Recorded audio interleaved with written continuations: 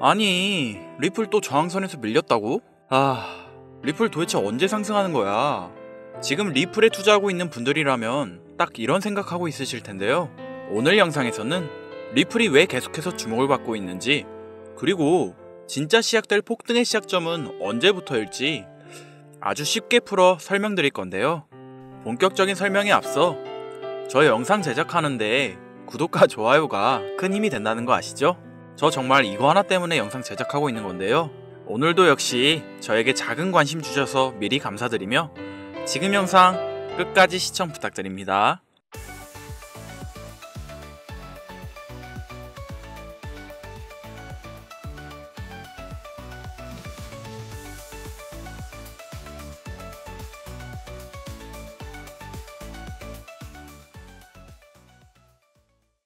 자, 최근 리플이 2.5달러의 저항선을 계속 넘지 못하면서 가격 회복 흐름이 좀 주춤한 상태예요.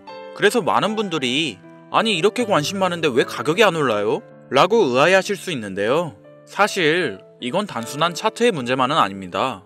도널드 트럼프 대통령이 관세 전쟁을 지속하면서 암호화폐를 포함해 나스닥, 부동산 등 모든 자본시장의 투자 심리가 위축되고 있는 타이밍인 거죠.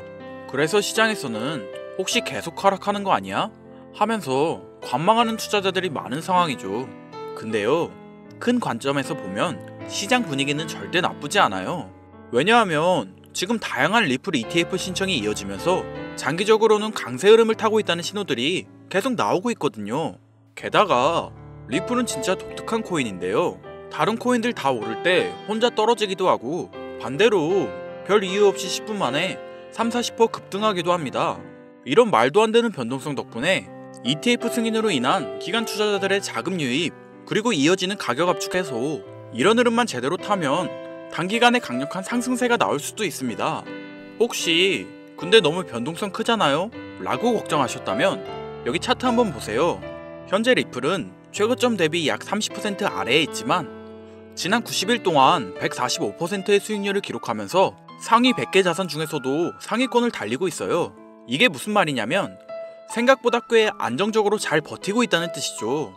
게다가 리플은 작년 11월 단 3개월 만에 1000%의 상승을 보여주며 정말 놀라운 변동성을 증명했었죠. 그러니까 지금처럼 모멘텀이 쌓인 상황에서 2.5달러의 저항선을 뚫는다면 이건 2017년 강세장 때와 비슷하게 무려 1500%의 상승이 가능하다는 전망이 나오고 있습니다. 그리고 현재 기술적 분석에 따르면 이 전망을 뒷받침하고 있는데요.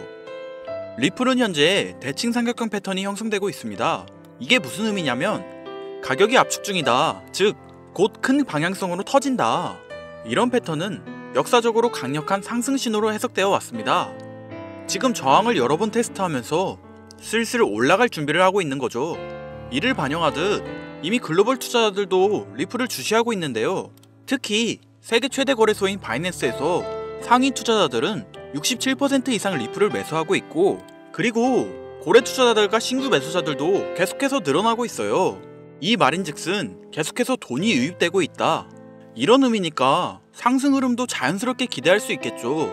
그러니까 쉽게 말해 리플은 지금 눈앞의 저항선에서 살짝 주춤하고 있지만 단기간 내 급격한 가격 상승 가능성을 시사하고 있다는 겁니다. 그렇다면 리플의 상승세가 정확히 언제부터 시작될지 많이 궁금하실 텐데요. 이를 정확히 설명드리기 위해 리플의 기술력과 한국의 금융 시스템에 대한 설명을 드릴 건데요. 이제는 XRP라고 불리는 리플은 한국인들이 가장 많은 보유량을 가지고 있는 암호화폐입니다. 여기에는 몇 가지 이유가 있는데요. 한국은 금융 기반과 디지털 화폐 산업 발전에 많은 관심을 가지고 있습니다. 리플은 국제금융기관과의 협업을 강조하고 금융 시스템의 효율성 향상을 목표로 하는 특성을 가지고 있어 한국의 금융기관과 협업 가능성이 높다고 여겨지고 있죠. 특히 리플은 초당 처리 거래량이 코인들 중에 압도적인 속도를 자랑하기 때문에 국제금융거래에 최적화된 모습을 보여주고 있습니다. 한국인들이 좋아하는 빠른 속도와 안정성이 뛰어난 모습을 보여주고 있으니 수많은 한국 사람들을 매료시킬 만큼 매력적인 특성을 가지고 있는 것인데요. 이뿐만 아니라 과교통화로서의 가치가 높은 와중에도 수수료 또한 상당히 저렴합니다. 한국을 포함한 국제송금이 활발하게 이루어지는 나라들에게 있어 리플의 특성은 굉장히 매력적인 특성이라 볼 수 있겠죠. 자, 지금 말씀드린 내용을 짧게 요약해 다시 정리해드리면, 한국인들이 리플 코인을 보유하고 선호하는 이유는 한국 금융기관과 금융기관들과의 협업 가능성, 안전성과 신속성, 그리고 저렴한 수수료로 인한 국제 송금 시장에서의 활용 가능성이 굉장히 높다는 점을 뽑을 수 있겠습니다. 그러면 내용을 듣다 보니 리플 코인은 특별한 목적이 있어서 만들어진 코인 같은데? 이런 생각이 드실 건데요. 아주 정확합니다. 리플은 2004년 리플페이란 이름으로 개발되었으며, 개발 시기부터 리플의 목표는 단 하나였습니다. 개발 당시부터 리플의 목적은 가교통화로서 금융거래의 목적이 있었다는 거죠. 그렇기에 발행될 수 있는 코인의 양은 1000억 개로 한정되어 있으며 추가 채굴 역시도 불가능합니다.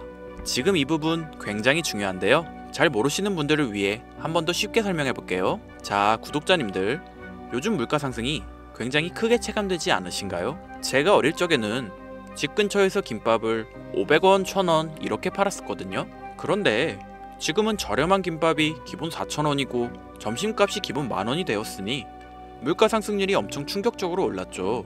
이 물가 상승률은 1년에 평균 4% 정도 상승한다고 합니다. 이 물가 상승이 일어나는 걸 바로 인플레이션이라고 하는데요. 인플레이션이 발생하는 원인은 여러 가지가 있지만 가장 대표적인 이유는 바로 통화량 증가에 있습니다.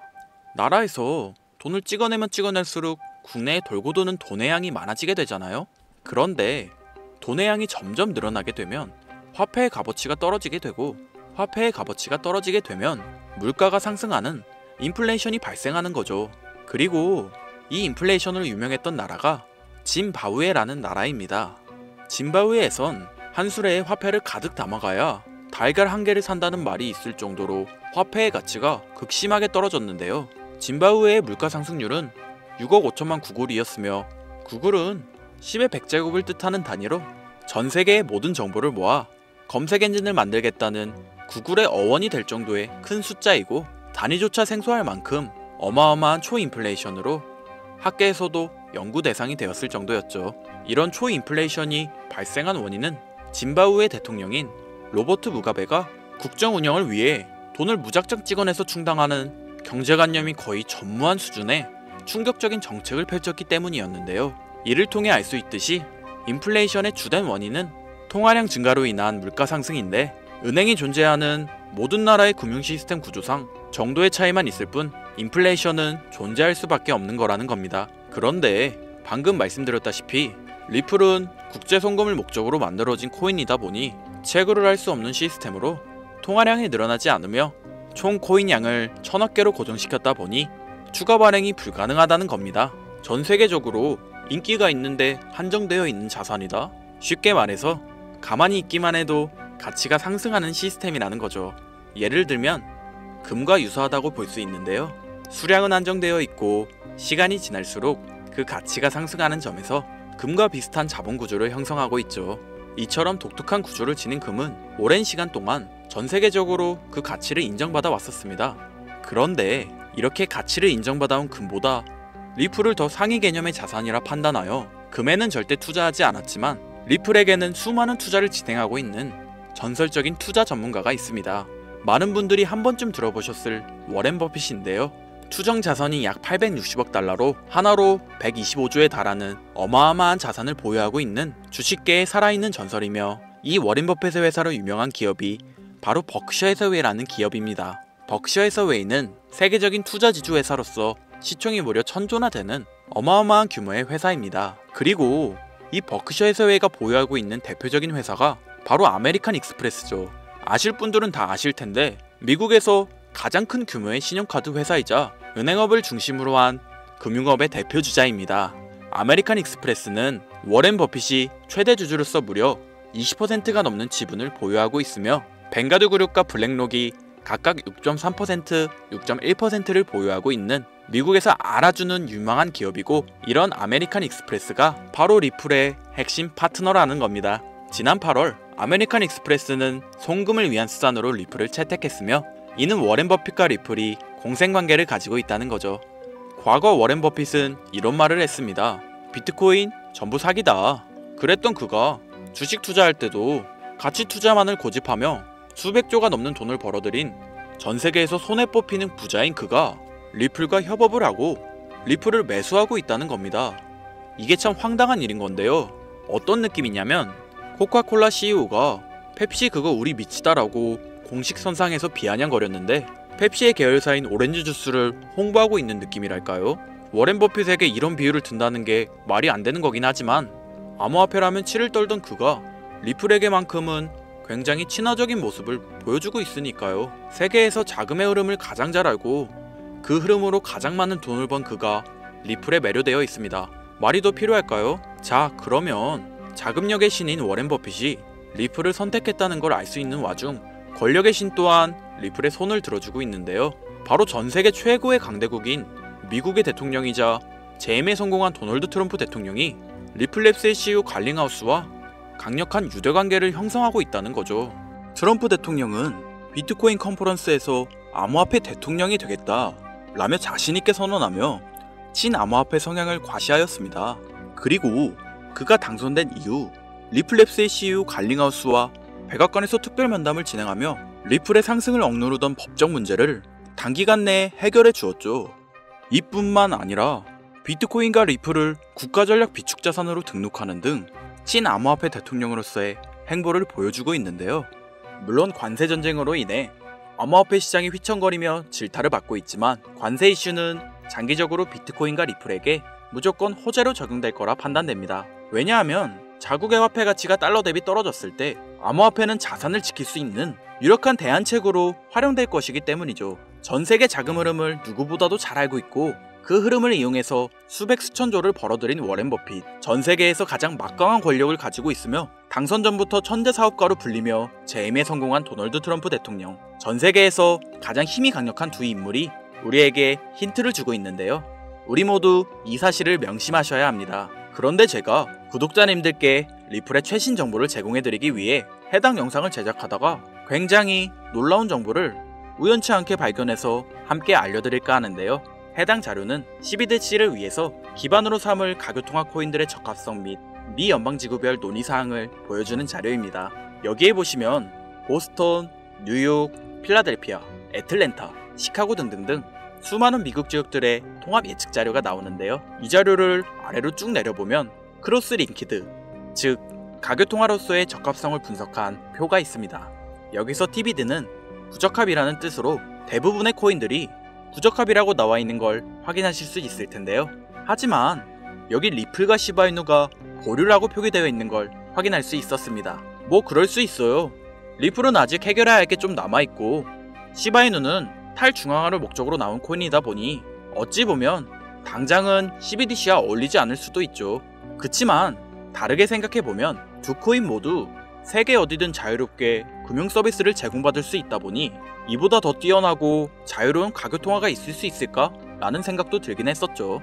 그런데 여기서 저는 충격적인 내용을 확인할 수 있었는데 여기 보이시나요? 리플과 시바이누조차 보류로 나와 있는데 여기 이 생소한 코인이 TBA, 즉 적합이라고 나와 있었습니다. 진짜 너무 생소한 코인이었어요. 그래서 이 코인의 정보를 좀 찾아봤는데 정말 신기할 정도로 정보가 거의 없었습니다. 그런데 바이낸스에는 이 코인이 상장이 되어 있더라고요. 그래서 저는 의구심이 들었습니다. 전 세계 은행을 이을 수 있는 가교통화 자리에 아무도 모르는 코인이, 그것도 정보도 별로 없는 코인이 리플과 시바이누보다 높은 자리를 선점하고 있다.